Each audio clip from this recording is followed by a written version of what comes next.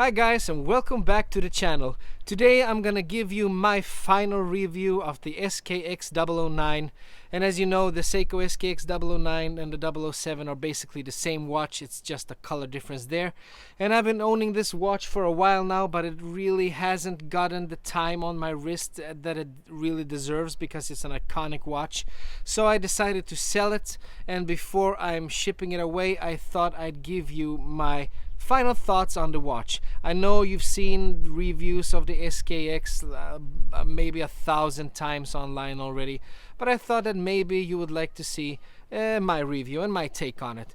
I actually have a dear friend of mine who really loves this watch. We actually have a Facebook group together with a bunch of other guys, and he really told me a great story about how he was looking for a new watch, and he started searching the internet for the best dive watches around for a certain amount of money, and then he saw the SKX in a shop in the window, and he looked at it every day for weeks and months, and then finally he bought it. And the feeling that the watch gave him inside when putting it on the wrist, it's still one of his grail watches that he will never let go, and that's a really nice feeling. And I really understand why he feels that way, because the SKX 007 and 009 is really a classic and iconic watch that is now discontinued. So let's take a look at the watch, and let's flip the camera, and let's do what we do best.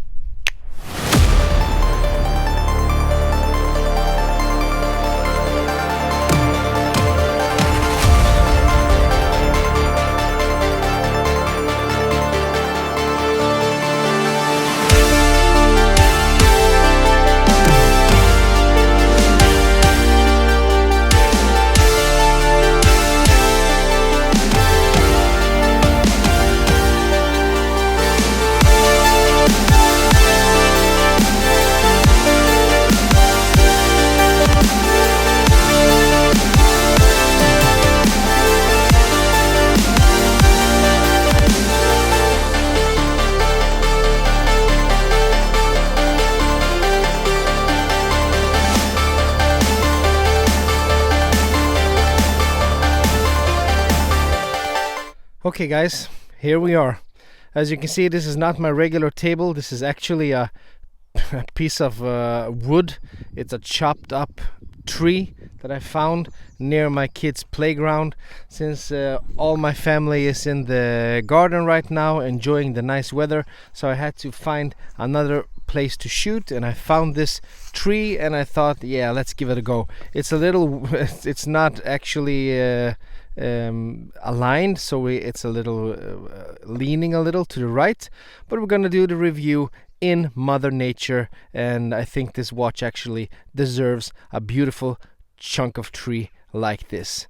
This is the SKX009, and we're gonna unbox it really quickly because this is a legendary watch. You've seen it unboxed, I guess, 1,000 times on YouTube already, so we're not gonna make a big deal out of it. We have the instruction manuals and warranty cards right there, and as always in the white Seiko box in the bottom.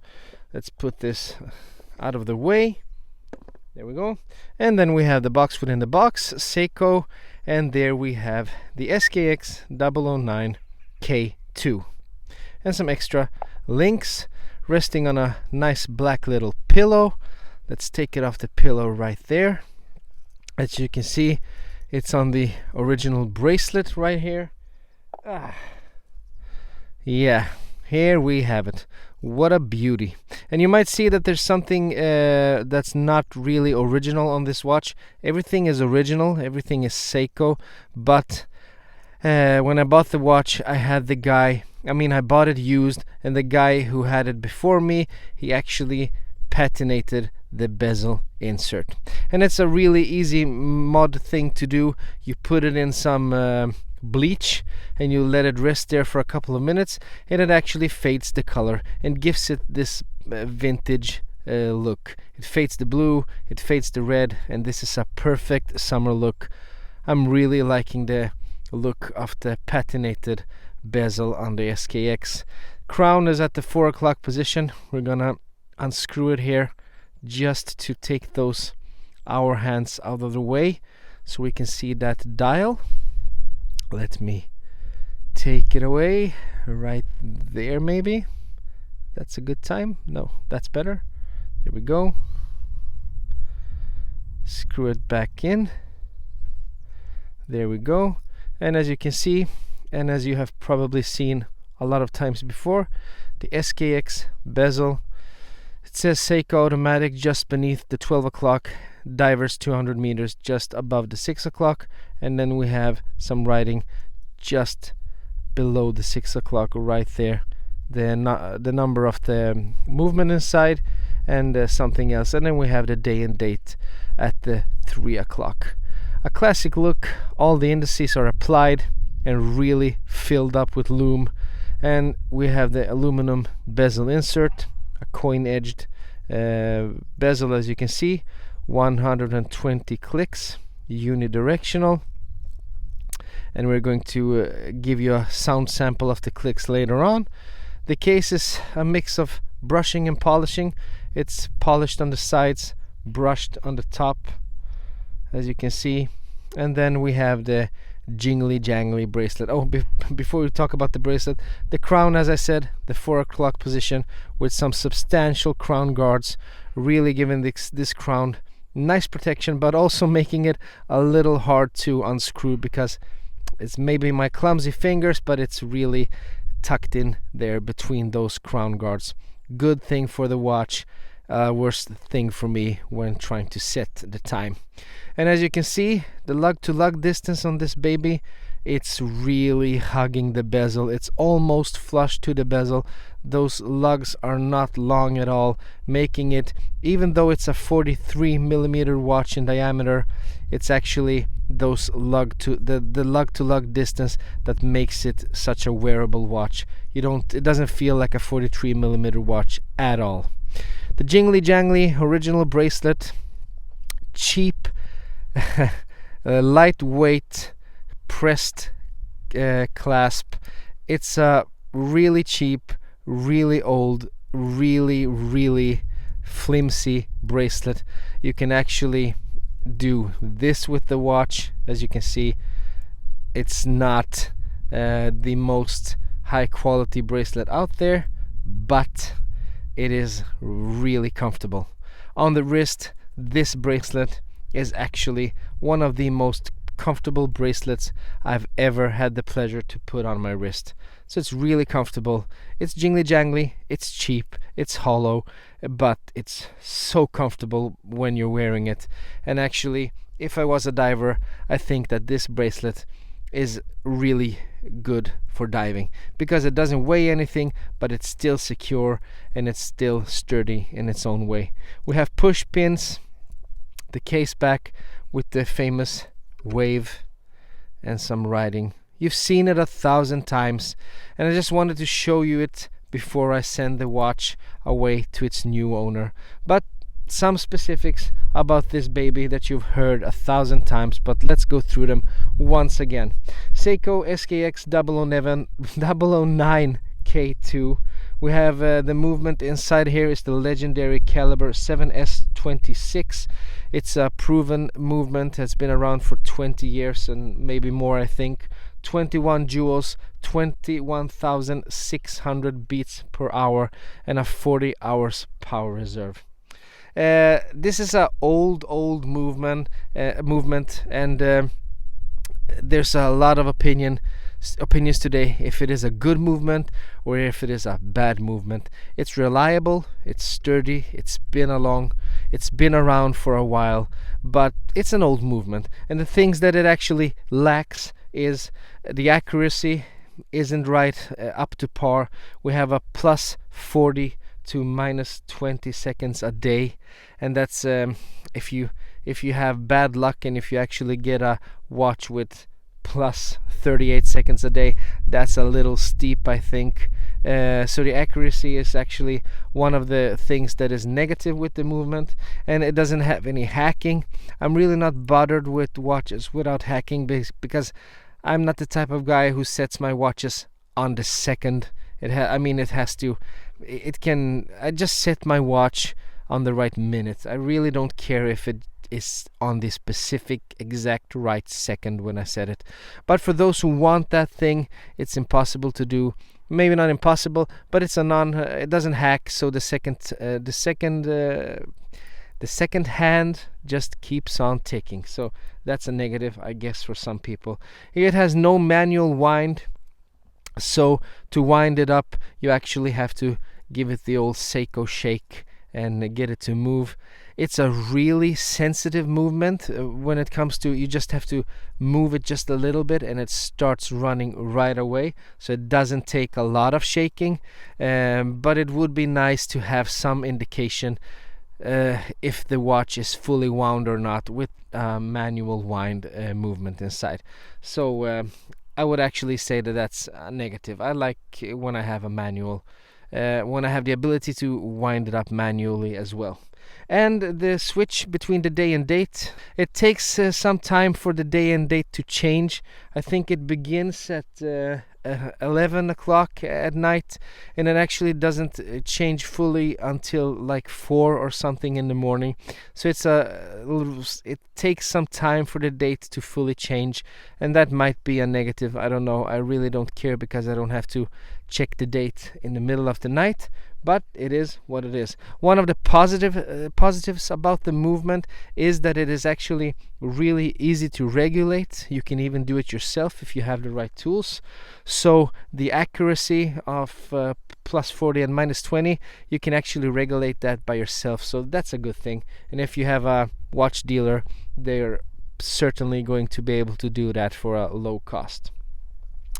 The watch is ISO 6425 certified, and I'm going to show you what that means by giving you the information right here, as you can see. And we have a fly visiting us today, and it's a really slow fly because you can almost touch it. I guess it just woke up from its winter slumber. Back to the SKX. Diameter 43 millimeters, thickness 13, so it's actually quite of a thick boy, and that bezel makes it thicker than it has to be. And we have a lug to lug of 22 millimeters and a lug width of 22 millimeters and a lug to lug of 47 millimeters. And that lug to lug of 47 millimeters, just 4 millimeters more than the case diameter, makes it perfectly wearable. It does not wear as a 43 millimeter watch would wear because of the lug to lug distance. It doesn't actually angle that much. It's quite of a straight design on the case, as you can see, but it's really nice on the wrist, but it's also a little thick. And just to continue with the specifications, we have a hardlex crystal.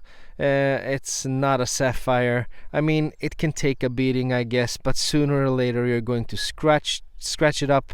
You can buy some polywatch and rub it off, but yeah, hardlex crystal, really easy to modify and put in a sapphire. I guess this has to be the most modified watch on the market. There are so many parts and so many cool things you can do with an SKX that it's actually quite ridiculous. And the weight of the watch is 136 grams, which is actually quite light because the bracelet doesn't weigh anything. It's hollow, and actually almost all the weight comes from the actual watch itself. Bezel action, let's take a look at it. It's a unidirectional bezel with 120 clicks. I'm going to give you a sound sample right now.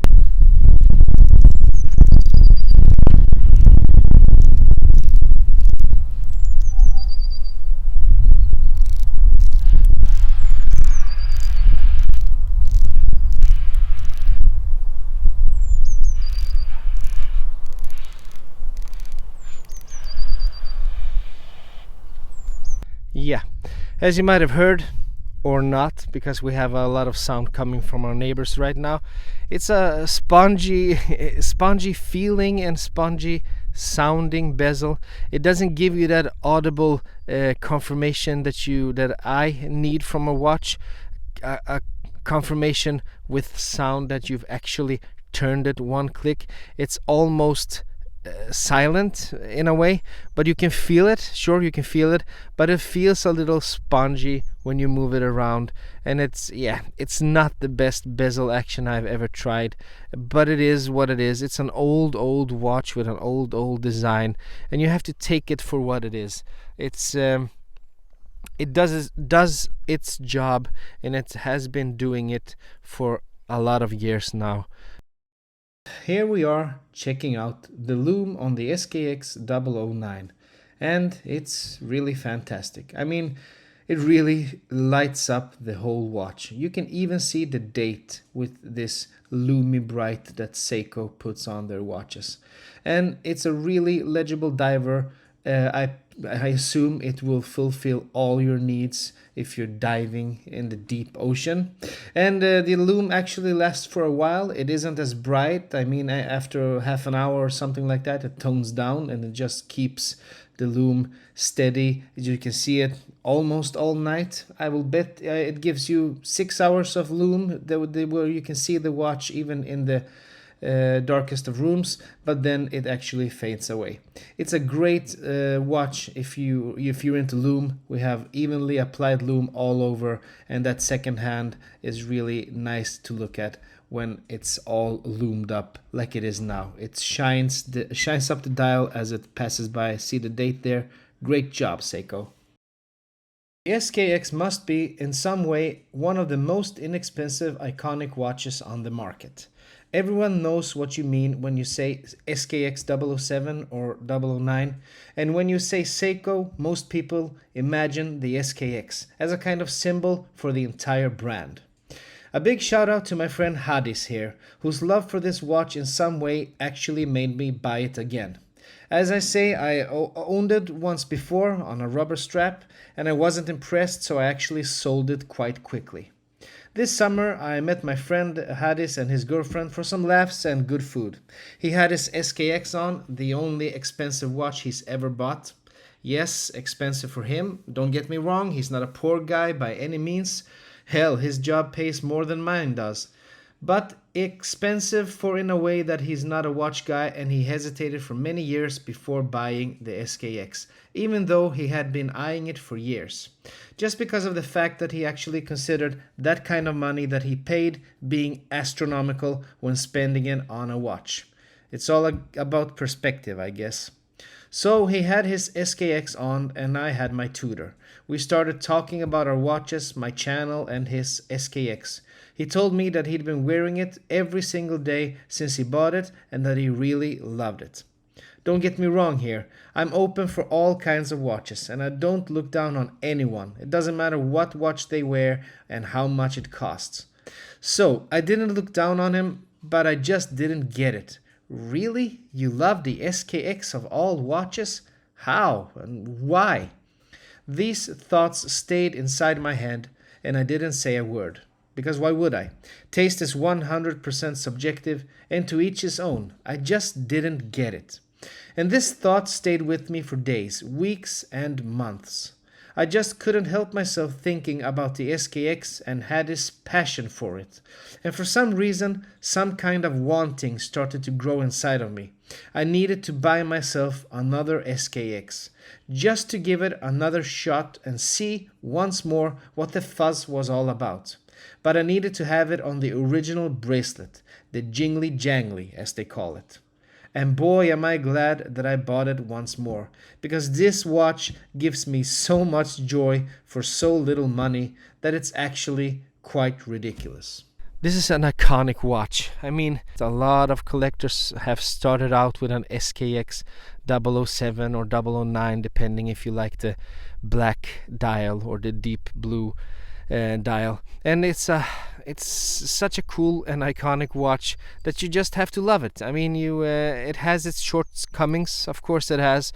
It's an old watch, but you have to take it for what it is. It's a cheap ISO certified diver, and I actually think that it's still better in some ways than the Seiko 5 replacement model that this watch got. I'm gonna put it on the wrist right now. And actually, for the moment, I'm wearing my Speedy on the wrist. Let's take it off and put the Seiko on. so I can show you what it looks like on my 20 centimeter wrist. There we go. There it is, 20 centimeter wrist.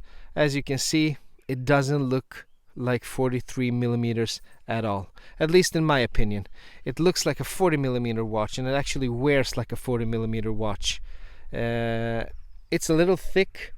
It actually has some as you can see, it protrudes a little from your wrist, so it actually has some capabilities of banging into doors and stuff. But if you just size the bracelet perfectly, it's not going to wobble a lot on your wrist. It's going to stay in place. So I would actually wear this watch just a little tighter and not loose, but I guess people can wear it as loose as they want. You do what you want when you wear your watch. That's what I always say. So that's it. The Seiko SKX009. One of the most iconic watches on the market today. And if you haven't tried one on, I guess you should. You actually should buy one, or at least try one out if a friend of you owns one or something like that, because it has so much history behind it, and it's one of the watches that really defines Seiko for the brand that they are, and it's still a really popular option for a lot of collectors out there, and I actually am going to miss it. But as I always say with my watches, if I don't wear them, I'm not the kind of collector that just keeps watches in their watch box or in a safe. If I'm not wearing it, I'm selling it. And for now, this has no place in my collection. I have the Gino Ocean Rover 2 as my everyday watch, and for my visiting the beach, for my if I need a watch that can take a beating and then that I just can throw around, and that I actually don't care if it gets stolen because I can easily replace it, that's my G-Shock. So for now, the thickness of the SKX009 and the simple fact that I'm not using it makes me sell it. And it's actually already sold, and it's shipping out to its new owner tomorrow. So I hope you enjoy the watch, and I hope you guys have enjoyed this video, and I hope you might give me a thumbs up if you enjoyed the video, and maybe subscribe if you really enjoyed it and if you like to see more content like this. And if you didn't like it, as I always say, give me a thumbs down, tell me what you didn't like, and I'll try to do better the next time. But until I see you again, my friends, have a great day. Bye bye.